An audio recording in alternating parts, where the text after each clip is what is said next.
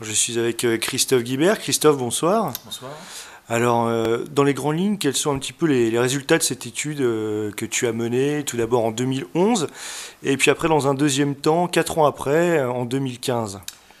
Tout à fait, effectivement, j'ai donc lancé deux enquêtes quantitatives en 2011 et 2015 auprès des festivaliers du Hellfest.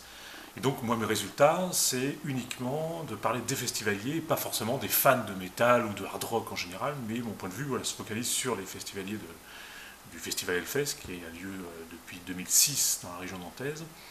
Et donc, moi, mes principaux résultats, ça a été finalement de démontrer qu'il y a une image un petit peu galvaudée, un petit peu fausse finalement des fans de musique hard rock et de métal, et en posant des questions sur le profil social de ces festivaliers, finalement on aboutit à des caractéristiques qui vont à l'encontre de ce qu'on pouvait penser au préalable.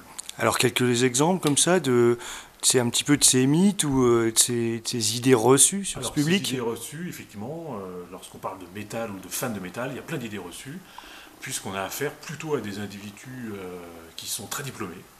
On a une surreprésentation, par exemple, de diplômés de Bac+5.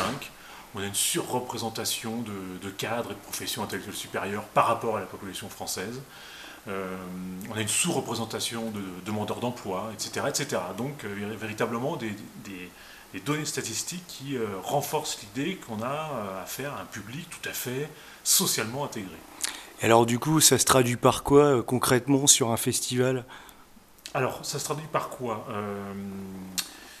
le festival Hellfest, c'est 200 euros, près de 200 euros le pass, hein, pour les 3 jours, donc c'est un coût relativement élevé, et ça se traduit finalement par une surreprésentation d'individus qui ont des positions sociales tout à fait stables, qui peuvent dépenser de l'argent de manière assez conséquente pour se vêtir, avec des marqueurs de... Ça se traduit par une ambiance festive, ça se traduit par une ambiance moi j'appelle ça une genre de folklorisation de la religion catholique, par exemple, où il y a beaucoup de... Là, il y a une photo derrière, où il y a beaucoup de festivaliers qui se déguisent, mais c'est surtout pas avec une ambition politique, partisane, moralisatrice, c'est vraiment s'amuser pendant 3 jours, en se déguisant, en se moquant.